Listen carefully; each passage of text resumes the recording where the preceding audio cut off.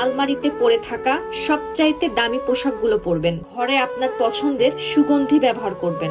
বছরের পর বছর সিন্ধুকে তুলে রাখা স্বর্ণ বা ডায়মন্ড থাকলে সেগুলো ঘরে পরে কাজ করুন। কাচের চুড়ি মেয়েদের ভীষণ পছন্দের।